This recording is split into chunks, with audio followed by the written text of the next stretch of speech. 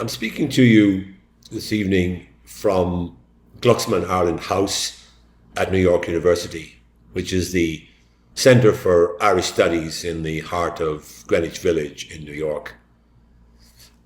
At the moment, I'm the Global Distinguished Professor of Irish Studies at Glucksman Ireland House and teaching a class on Ireland between 1880 and 1940.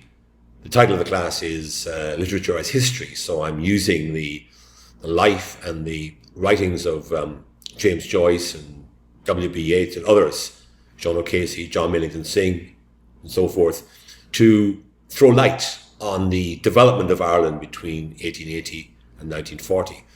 After all, no one in 1880 would have imagined that Ireland could have become a fully independent country within 40 years. At that time, the smart money would have been on Ireland remaining part of the United Kingdom, part of the British Empire, with perhaps a degree of self-government through some form of home rule being granted to Ireland in the decades that followed. But instead, as we know, Ireland became fully independent. At least the Irish Free State was established in 1922. So my question really for my students and for myself and for others is, how did that happen? And I think that James Joyce and W.B. Yeats throw some light on that particular puzzle as to how Ireland managed to undergo this political transformation between 1880 and 1920. So today for this talk, I'm going to draw on what I've written in this book, which was published in January of this year to mark the centenary of James Joyce's Ulysses. It's called Ulysses, A Reader's Odyssey, and it is published by New Island Books in Dublin and should be available in all good bookshops and maybe even in other places as well. So you can also buy it online, of course, or order it directly from New Island Books. So what I want to do today is to talk about 4 Odysseys. First of all, my own Odyssey with James Joyce's Ulysses, my journey with the book over the last 40 years, culminating in the publication of my recent book on Ulysses.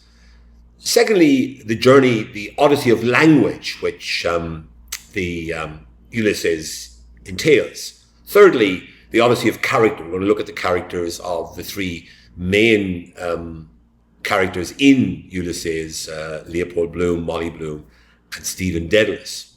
And then finally, what I call an Odyssey in the ways of the world, where I'm going to talk about how Joyce relates to and connects with issues that were germane to the public debate in Ireland and indeed in Europe at that time, and that remain relevant 100 years after the novel was published. So let me start with my own Odyssey with this book, Ulysses. And by the way, I'll be doing some readings from Ulysses in order to illustrate the points that I want to make. So at school, of course, I may have heard of James Joyce. I recall that A Portrait of the Artist as a Young Man was one of the books that was prescribed for the Leaving Cert when I was a student in Ireland in the late 60s, early 70s. I graduated, I did my Leaving Cert in 1972. At college, again, I studied Ulysses. I studied a portrait, studying English at University College Cork, but Ulysses was never part of the curriculum either, of course, at high school or even at university. Probably these days it is studied at university, but it wasn't back in the 1970s. So, of course, I'd heard of Ulysses. Everyone had. It was a novel that was still talked about, even though it wasn't on the curriculum at UCC in those days. And I was in Kansas City as a student on a J1 visa in 1974. And I picked up the novel at a bookshop, at the university bookshop where I was staying at Rockhurst University, a Jesuit college in Kansas City. I bought the book thinking, I'd like to read this. I heard about it. I'm a literature student, so I should be able to read this book quite comfortably. Brought the book home with me, and that evening I started it. And this is not the copy that I bought in those days. I had bound in leather in New Delhi when I was there as a diplomat in the early 80s. I still have that copy, of course, but this is the copy I use for working purposes. This is the copy I used when I was going through the novel so many times in the course of writing my book on Ulysses. So I brought it home, and that evening I read the first 2 episodes, and I thought, what's the fuss about? Quite easy to read, no particular difficulty. I was confident that I would get through the novel pretty quickly, although it is a long novel, 750 pages in the edition I have here with me now. And then I came to episode 3. And episode 3 really did stop me in my tracks. Here's how episode 3 starts. Ineluctable modality of the visible. At least that, if no more, thought through eyes. Signatures of all things I am here to read. Sea spawn and sea wrack, the nearing tide, that rusty boot. Snot green, blue silver, rust, coloured signs, limits of the diaphane.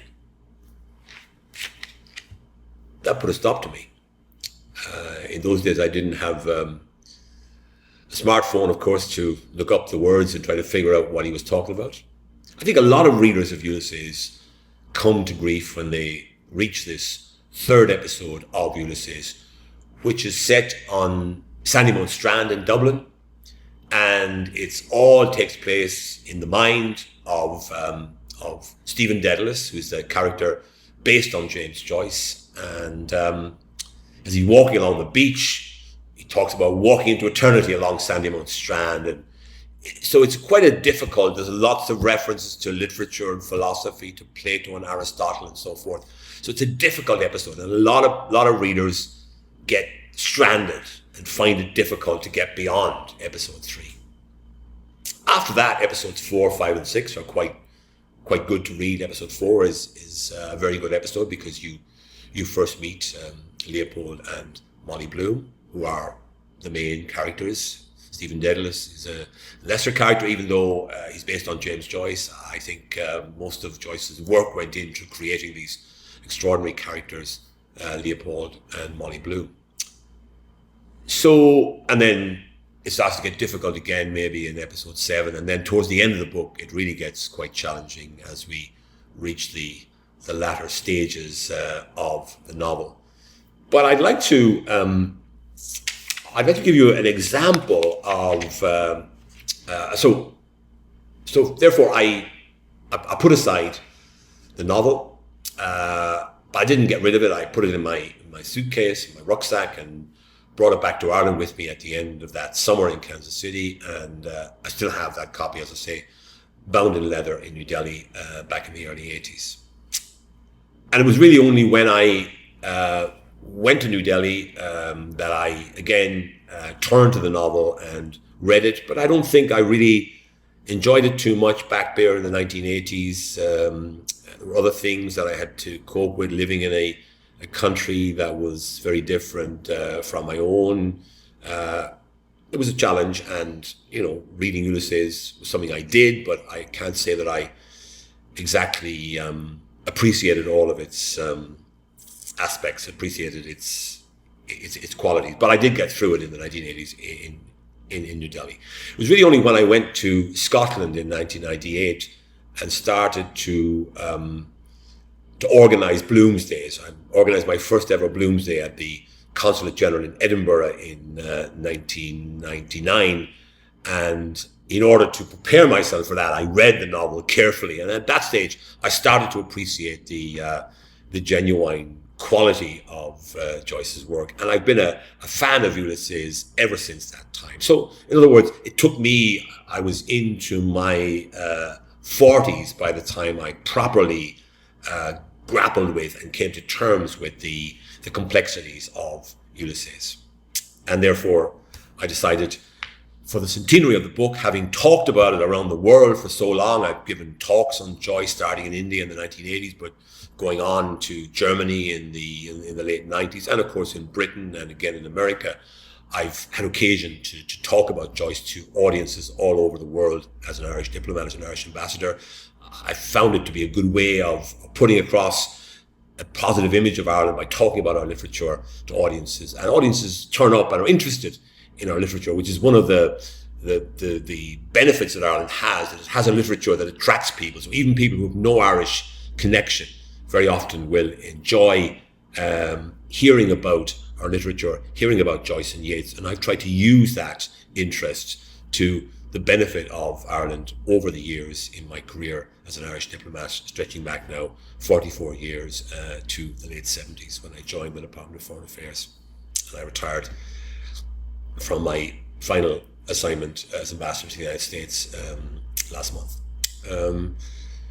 So the second Odyssey is the Odyssey of language. And I've given you a little flavour of that in my when I was talking about the difficulties that that episode 3 poses, the Proteus episode poses for readers. But I just want to read another short excerpt from episode 3, which I think shows you the quality of the language. And even though it's complicated and difficult and needs careful thought to be able to unravel what he's getting at, I still think this particular section of the novel gives a good insight into why the language in the novel is so powerful. And this is where he's on the beach again at Sandymount Strand, and he's thinking about the Viking longboats arriving in Dublin in the 9th century when the Vikings first arrived in Dublin. This is all, remember, taking place in Stephen's mind, a very fertile mind, full of images, full of history, full of knowledge, full of literary references. Galleys of Lochlans ran here to beach in quest of prey, their blood-beaked prows riding low on a molten pewter surf. Dane Vikings, torques of tomahawks, a glitter on their breasts when Malachy wore the colour of gold. A school of turla-eyed whales stranded in hot noon, spouting, hobbling in the shallows. Then from the starving cagework city, a horde of jerkin dwarfs, my people, with flares, knives, running, scaling, hacking in green, blubbery whale meat. Famine, plague, and slaughters. Their blood is in me, their lusts my waves. I moved among them on the frozen Liffey, that I, a changeling, among the spluttering resin fires, I spoke to no one, none to me. So some wonderful lines there about the Viking galleys, the galleys of Lochlans being the Lochlannig, the Irish name for the Vikings, in quest of prey, their blood-beaked prows riding low on a molten pewter surf. So Joyce was an extraordinary writer, but he didn't make life easy for his readers. He was also a writer that could be quite funny in his own way, and the best example of that is, I think, the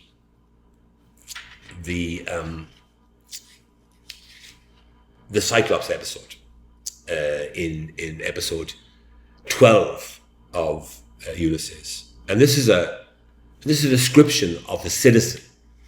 Now, the citizen was based on Michael Cusack, who founded the Gaelic Athletic Association, or helped found it in 1884. And by the early 20th century, he died in 1906. He was in decline, his health was poor, but he apparently was a rather colourful character, and he referred to himself as Citizen Cusack.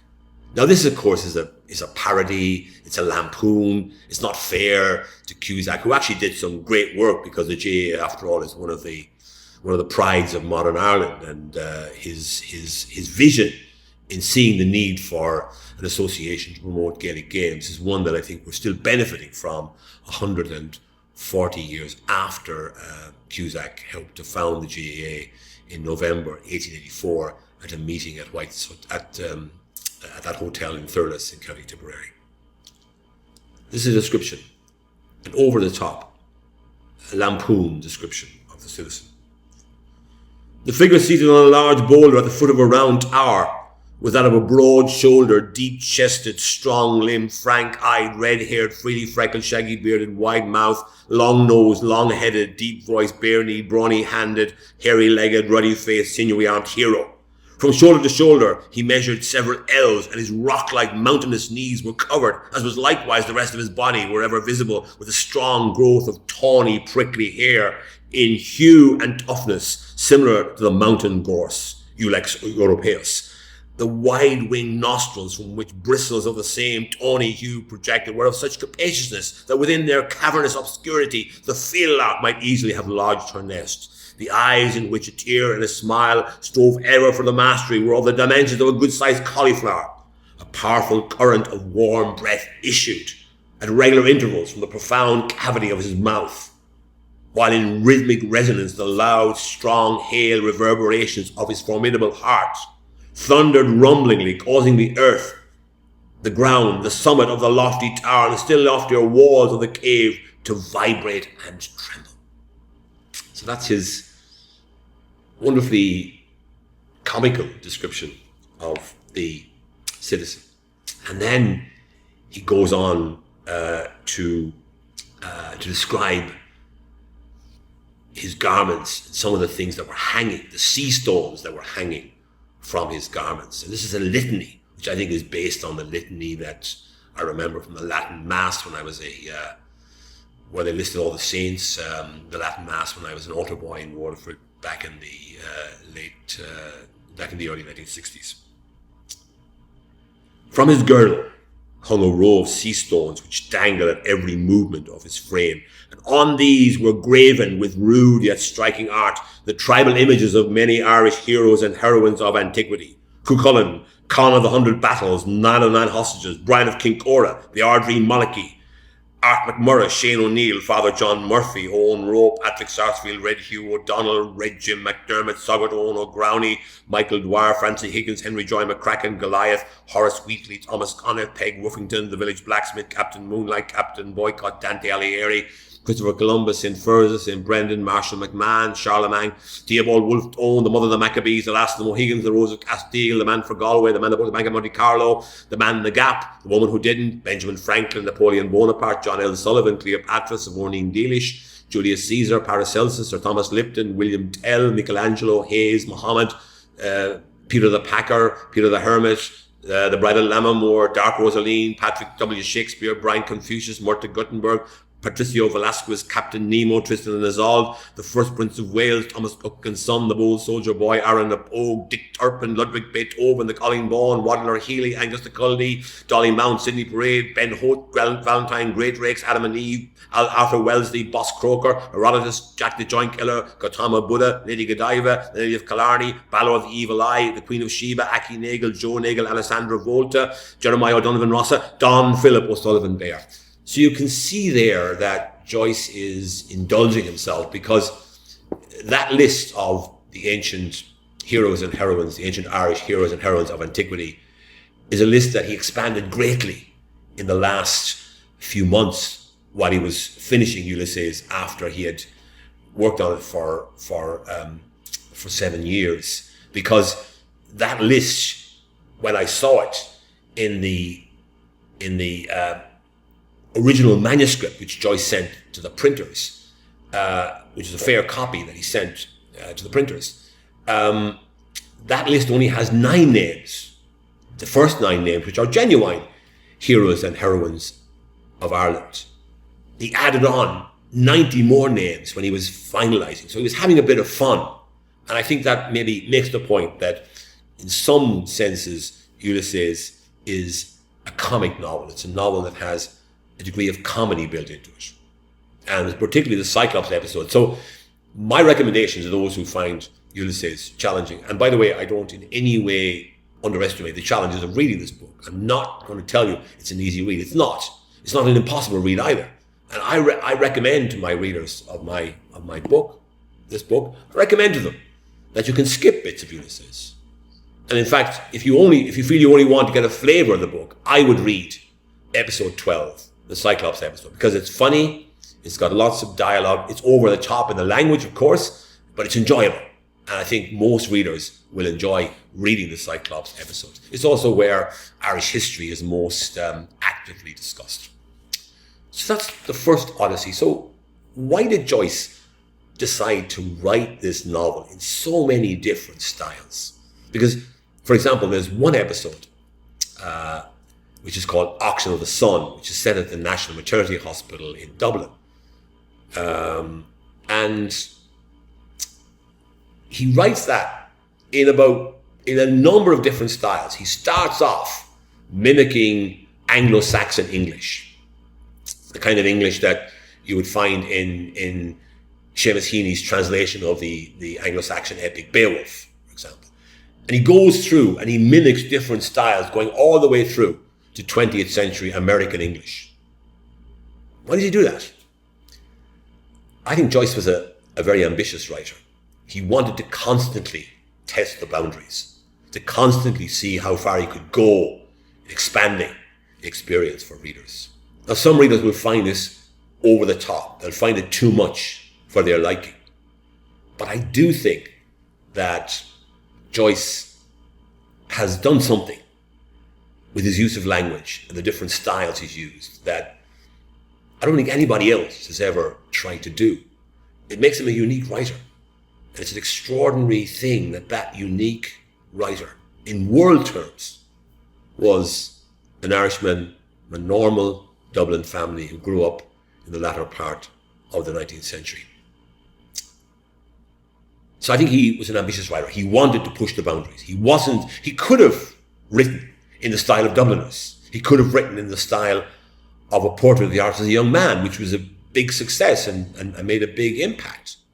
Now, I have gone through two Odysseys, my own personal Odyssey with Ulysses and the Odyssey of language that Joyce takes us on, the journey he takes us on through language and challenges us in many ways. But I think it's worth standing up to that challenge and trying to get on top of it. But the third Odyssey I want to mention is the Odyssey of character, because essentially Ulysses is a novel. It doesn't have a compelling story.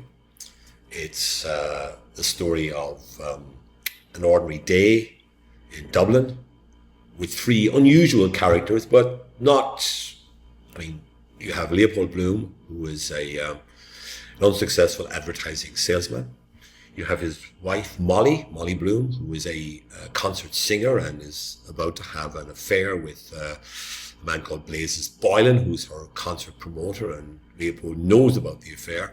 So and then the third character is Stephen Dedalus, based on James Joyce, who's a young, aspiring writer who's got sort of fairly complex ideas about art and life and so forth, which we come to terms with and we are introduced to in the course of the novel. And essentially, the novel is about the wanderings around Dublin on the 16th of June, 1904, by Leopold Bloom, in which he intersects but doesn't meet Stephen Dedalus, who's doing his own journey around Dublin.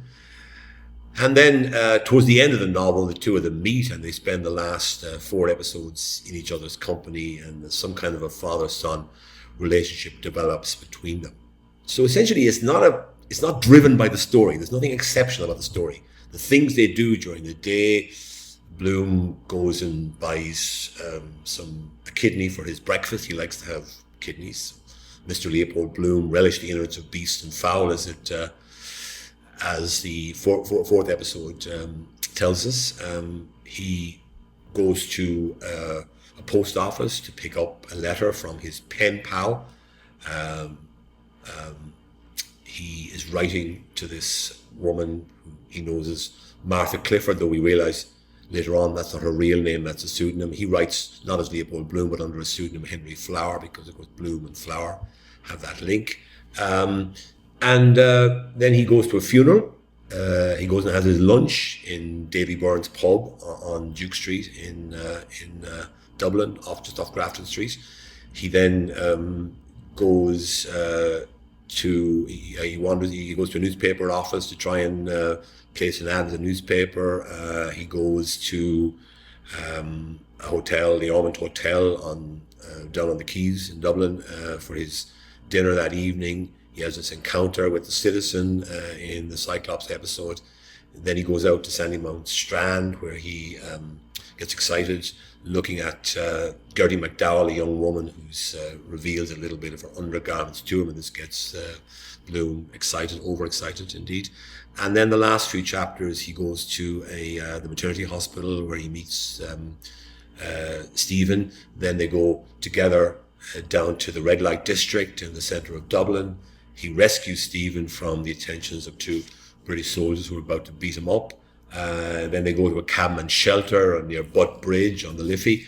And then they go back to Bloom's home at Eccles Street. And finally, they have a sort of a conversation there in Bloom's home. And then Stephen leaves. Bloom goes upstairs to Molly, has a brief conversation with Molly. And then the last episode takes place in Molly's mind as she reviews her life and her relationship with Leopold Bloom and with Blazes Boylan. So the story is not exceptional. The story is pretty ordinary, but the characters are definitely drawn brilliantly by Joyce. So the first character is Stephen Dedalus, who dominates the first three episodes.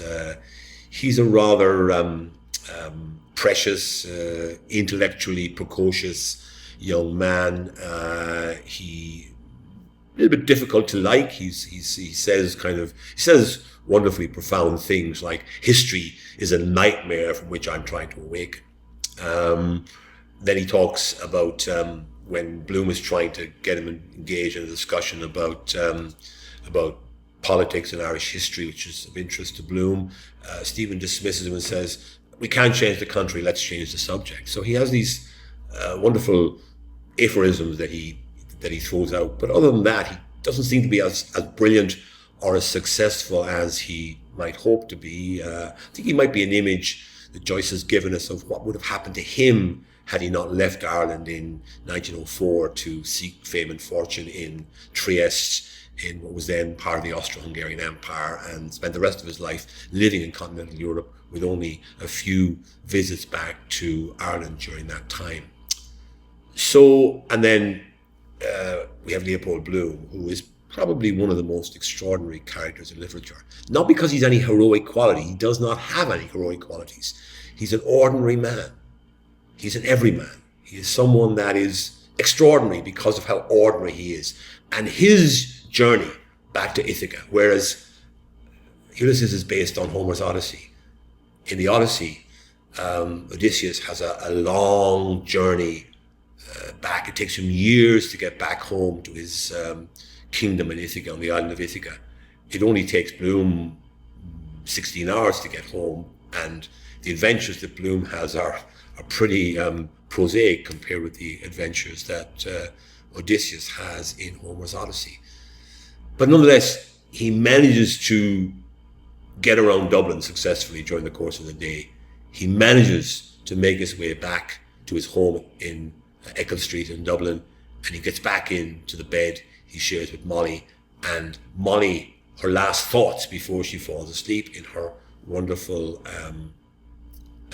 soliloquy are about Bloom and her first time meeting Bloom, her first sexual encounter with Bloom on the Hill of Howth 16 years before. So there's a kind of a triumph here on Bloom's part, but it's not the kind of heroic triumph that we might think of in the Odyssey or in novels where you have a hero who triumphs in the face of adversity. Bloom's triumphs are that he manages to navigate the challenges of an ordinary day in Dublin. Remember, he is an unsuccessful advertising salesman. His wife is unfaithful to him. A lot of the people in Dublin are rather critical of him behind his back. They talk about him, they make fun of him. He doesn't seem to have any real friends. He has lots of acquaintances. He tries to do the right thing, but he doesn't get much reward for it. I mean, when he goes into the newspaper office, the Freeman's Journal, in episode 7, he talks to the editor, trying to place the ad, trying to get a special deal for the company that wants him to place the ad on their behalf. And the editor treats him very roughly, dismisses him. Again, when he's at the Glasnevin Cemetery for the funeral of his friend or acquaintance Paddy Dignam, he meets John Henry Menton, who's a solicitor, and he tries to help Menton by telling him that his hat's been a little bit dented, again, Menton dismisses him, but Bloom is not daunted by this. In fact, there's a wonderful passage in Ulysses where Bloom is leaving the cemetery, leaving the Hades episode, which is set in the Glasnevin cemetery, and he, even though he's been, talked about by Menton and dismissed by Menton when he tries to be helpful to Menton by reminding him that his hat's been a bit dented, he sort of has this wonderful phrase where he says, life, I'm out of this place, I want to embrace life. So even though he's surrounded by death and thoughts of death and decay and decomposition that he thinks about in the course of the Hades episode, in the end, Bloom thinks about life. He wants to embrace life. And this is his great quality, that no matter how you try to do him down or undermine him or make him feel uncomfortable, he is one who can always see the positive things in life. So he takes a kind of a quiet satisfaction in this sort of ordinary, not particularly exciting or attractive life that he lives. And when he gets back to Eccles Street at the end of the novel, having said goodbye to Stephen, sent Stephen on his way, he thinks about Molly's infidelity, because he can see evidence around the house that Molly has been having this affair with Blazes Boylan, who Bloom regards as the worst man in Dublin. Can't understand how Molly could possibly have fallen for a man of this low character and low caliber. And he thinks about her infidelity. And instead of being angry at this and frustrated and downtrodden by the thought of Molly's infidelity, he starts thinking, well, actually, there are worse things in life than infidelity, and he lists a whole list of crimes that are worse than infidelity. And then he says, but sure, it's been happening for centuries, hasn't it? And what's the big deal? And anyway, the stars don't care. So he kind of reaches a kind of a cosmic equilibrium where he accepts his lot. He doesn't want to confront Molly. He doesn't want to have a fuss with Molly by trying to challenge her in her infidelity. He hopes to win his way back into her favour, but he doesn't want to have a big stand-up row with her. He wants to try and angle his way back in. And the only thing we know about the 17th of June, the day after Ulysses is set, the novel finishes in the early hours of that morning. The only thing we know is that Bloom has asked Molly to give him breakfast in bed the following morning. So maybe this is an attempt on his part to kind of reassert himself, to maybe establish a slightly more even relationship with Molly, because in the rest of the novel, Bloom appears to be the suitor and Molly is much more ambivalent about him than he really cares for her, but she's more ambivalent about him. So, for example, when she asks him to define the word metempsychosis that she's come across in one of her novels that she's been reading, she reads popular novels, not the intellectual reading material that Stephen is focused on, but much more popular everyday novels. And Bloom says, metempsychosis, that means the transmigration of souls. And she says, rocks, would you tell us in plain words? Now, for me, being able to define metempsychosis is a pretty good achievement. I'm not sure how else it could be defined other than the transmigration of souls. But Molly is a much more down-to-earth character than Bloom. Bloom is a sort of a person who reads a lot and takes a serious view of life, whereas Molly's got a much more instinctive and down-to-earth view of things. And Molly, of course, is this extraordinary character. And now she only appears in episode 4, when we first meet her. She's in bed and Bloom is serving her breakfast to her. And then we meet her again in episode 17, the second last episode, where we briefly eavesdrop on her conversation with Bloom. And then the final episode is 60 pages of unpunctuated prose, is devoted exclusively to Molly. And it's a wonderful piece of writing. It's probably my favorite piece of writing in the novel, though it's not easy to read because of the way in which Joyce ignores punctuation. There's no punctuation at all. There's one full stop at the end. So it's quite a challenging read, but it's really well worth reading. And you get this sort of insight into this extraordinary character of Molly Bloom, who is, I think in the end, probably sort of comes to some kind of understanding that Bloom is, on the whole, not the worst person to be married to. She clearly likes Blazes Boylan because he's wealthy and she thinks she can wheedle some gifts out of him. She likes his physical prowess, but she doesn't like his manner. He's rather crude, and she says at one stage about him, he wouldn't know poetry from a cabbage. In other words, he's not like Bloom. He's not a sophisticated person like Bloom. He's not sophisticated like Stephen Dedalus. And Bloom, at the last few chapters, seems to want to introduce Dedalus to Molly, as if he wants to try and have Dedalus, although he's a very young man compared with Molly, wants to have him kind of become Molly's interest in life and see if he can oust Blazes Boylan from her affections. Stephen appears to have no interest in getting to know Molly, so maybe that's a strategy that's failed as well. So Molly is this character that's very lively. She's very opinionated. She's very sparky. She's an independent-minded person, and for example, she's very critical of Bloom for his atheism. She says, they'll be roaring for a priest when they die, those atheists, wherever they call themselves. So in that sense, she appears to be more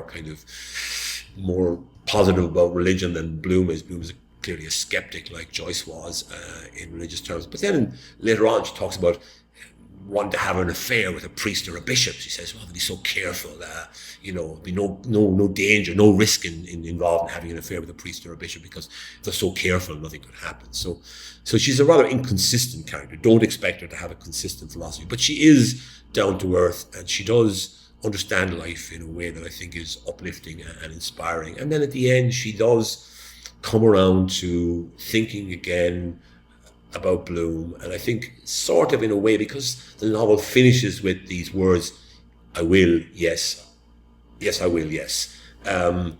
It means that she appears to be sort of, the last page of the novel is about her first encounter with Bloom on the Hill of Howth 16 years before. So in a sense, that's a kind of a triumph for Bloom, because just before Molly falls asleep, her last thought is not about Blazes Boylan, it's not about the other people in her past that she refers to in the course of the soliloquy, it's about Leopold Bloom, her husband. So that gives us some sense that maybe ultimately the two of them are destined to stay together, and that perhaps the relationship can be restored to what it obviously was when they were first married. The relationship was damaged when their son Rudy died shortly after his birth 11 years before, and evidently neither of them has really been fully intimate with the other since that time. So that tragedy obviously has come between them. But there's some suggestion, I think, in the novel that maybe there's about to be some kind of reconciliation after she's finished her tryst with Boylan, who clearly,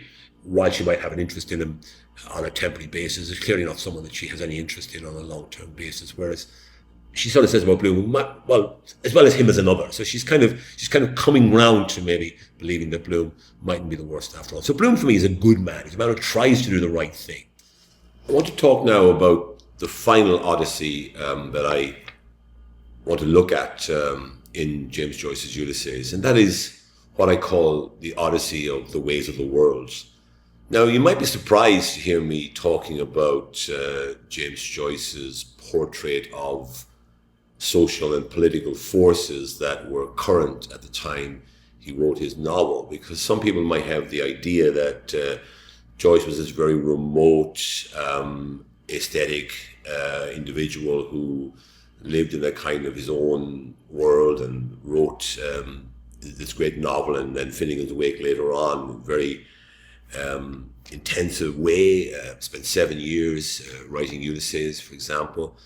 And you might think he was a bit closed off from the world and a bit remote and removed from what was happening around him. But for me, at least, I see Ulysses as a very fascinating portrait of Ireland at a time when the country was on the cusp of major political change. Remember, the book is set in 1904, but then written between 1914 and 1921.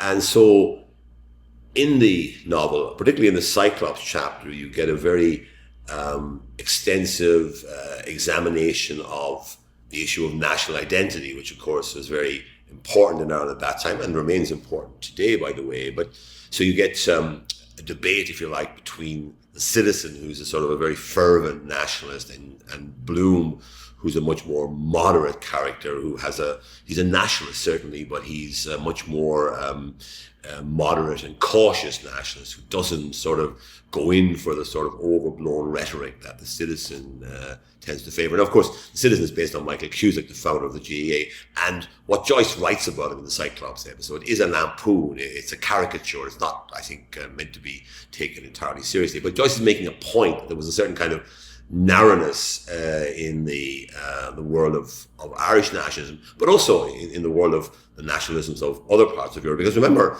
the imperial powers that were fighting each other on the battlefields of the Western Front, they were nationalists as well. They were following a nationalist agenda. It's just that they didn't present it in that way, but it was indeed. I mean, imperialism is a kind of a souped-up form of nationalism, which believes that not only does your nation have the right to govern your own territory and pursue your own interests, but it has a right to govern other territories as well. So I think Joyce was taking a shot, not just at what he saw as the narrowness of the nationalism that he encountered in Ireland before he left in 1904, but also the narrowness of the nationalism that was to be seen on the battlefields of the Western Front, with the nations of Europe killing each other in industrial, through industrial forms of warfare, which had never been seen before and which were horrific to contemporaries and indeed to us when we look back at that terrible time in European history. And for me, at least, one of the best ways of gauging Joyce's political outlook is to look again at the Cyclops episode. And in this episode, Bloom is being goaded by the Citizen, who doesn't really believe that Bloom is a proper Irishman. He's got a Hungarian Jewish background, so he can't really be properly Irish. So he asks Bloom, "What is your nation, Mr. Bloom?" And Bloom says, "Ireland, I was born here, Ireland." So he's asserting a kind of a broad analysis or a broad definition of nationalism, which wouldn't have been accepted by many people in the early part of the 20th century, when nationalism was a compound of homogeneities of religion, language, ethnicity, race, and so on. So Bloom was basically saying, and Joyce through Bloom was saying, if you're born in a place, then that's the nation you belong to. And then Bloom cuts loose. For the first time, the only time in the novel when we hear Bloom speaking passionately, he says, "And I belong to a race too," says Bloom, "that is hated and persecuted. Also now, this very moment, this very instant." Gob, he near burnt his fingers with the butt of his old cigar. "Robbed," says he, "plundered, insulted, persecuted, taking what belongs to us by right. At this very moment," says he, putting up his fist, "sold by auction off in Morocco, like slaves or cattle." "Are you talking about the New Jerusalem?" says the Citizen. "I'm talking about injustice," says Bloom. "Right," says John Wise. "Stand up to it then, with force, like men." "But it's no use," says he. "Force, hatred, history, all that. That's not life for men and women, insult and hatred. And everybody knows that it's the very opposite of that is really life." "What?" says Alf. "Love," says Bloom. "I mean the opposite of hatred. I must go now," says he to John Wise, "just around to the court a moment to see if Martin is there. If he comes, just say I'll be back in a second, just a moment. Who's hindering you?" And off he pops like greased lightning. "A new apostle to the Gentiles," says the Citizen. "Universal love." "Well," says John Wise, "isn't that what we're told? Love your neighbour." "That chap," says the Citizen, "beggar my neighbour is his motto. Love my he's a nice pattern of a Romeo and Juliet." So you can see there the contrast between Bloom's version of nationalism and the kind of hostility towards him. So he's basically then talking about the need to push back against force, hatred, and history. By history, he means the abuse of history, of course. And I suppose that is an oblique comment by Joyce through Bloom on what was happening around him in the First World War. Because remember, Joyce had to leave his home in Trieste in 1915 and flee to Zurich, which is a neutral city and neutral country, Switzerland, to take refuge there for the remainder of the First World War. So he was genuinely affected by the First World War. And I think that this comment about wanting to move away from force, hatred, and the abuse of history is a comment by Joyce on the ways of the world at that time, when he was writing Ulysses between 1914 and 1921. And of course, one of the reasons why Ulysses remains relevant today is to think about the situation in Ukraine, the way in which force has been unleashed by Vladimir Putin against Ukraine, in the belief that force counts for everything and that you can get your way through force. You unleash force and you get what you want as a powerful country like Russia. Turned out not to be the case, of course, for the Russians in Ukraine. They've run into difficulties there. Hatred, think of the hatred they've unleashed against Ukrainians and the war crimes that we've seen committed, apparently committed by the Russians. Obviously, it has to be investigated and established through international tribunals, but the evidence looks very strong that the hatred that they've unleashed has resulted in terrible things being done to Ukrainians by the Russians as they occupied parts of Ukraine and then left the country, or left those areas when they were pushed out by the Ukrainians. And then, of course, the abuse of history, where the Russians are operating on a particular version of history, a history that believes that Ukraine doesn't have a history and doesn't have a right to exist, that Ukraine is part of Russia and part of Russian history. So again, so you have there, in the situation going on in the world today, you have Joyce's words being very relevant. Force, hatred, history. That is no life for men and women, when it's the opposite of that that's really life, love. So he is making the case for the opposite of hatred to become the driving force in politics, both nationally and also globally.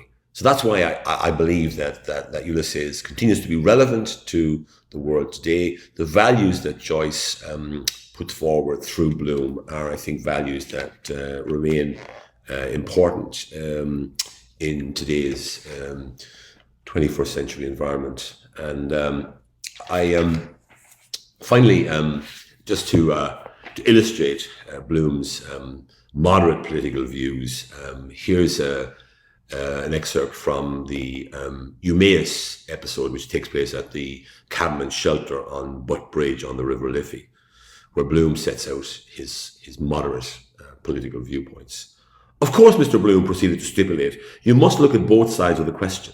It is hard to lay down any hard and fast rules as to right and wrong, but room for improvement all round there certainly is. Though every country, they say, our own distressful included, has the government it deserves. But with a little goodwill all round, it's all very fine to boast of mutual superiority. What about mutual equality? I resent violence or intolerance in any shape or form. It never reaches anything or stops anything. A revolution must come on the due installments plan. It's a patent absurdity on the face of it to hate people because they live around the corner and speak another vernacular, so to speak. I find that phrase about revolution must come on the due installments plan as an extraordinarily interesting point of view. I don't think many revolutionaries 100 years ago in the wake of the First World War or during the Irish Revolution would have talked about revolution coming on the due installments plan. But in fact, when you think about it, pragmatism and step-by-step progress is not a bad idea after all. And that's what Bloom essentially stands for. He's a moderate, he's a pragmatist, he's someone that thinks carefully, tries to work things out for himself. And that's why I think he's a character that deserves to be admired and studied 100 years after he first saw the light of day with the publication of James Joyce's Ulysses on the 2nd of February 1922. So I hope that I've managed to give you a rundown of how I see Ulysses and the four Odysseys, the Odyssey, my personal Odyssey with Ulysses, and I hope that you will maybe also decide to undertake your Odyssey. And don't be afraid to skip through the novel, because there are very difficult parts and you shouldn't be ashamed of not being able to appreciate every single word of Joyce's novel. I hope that my book, Ulysses, A Reader's Odyssey, will prove helpful to you as you undertake this journey. It's a journey of language, it's a journey of character, and it's a journey of the ways of the world, both the early 20th century world that Joyce knew so well in Ireland, but also today's world, because the values that Joyce reflects and stands for are values that I think continue to be relevant in today's world. So thank you very much for your attention. Agus Gunari Liv Galir.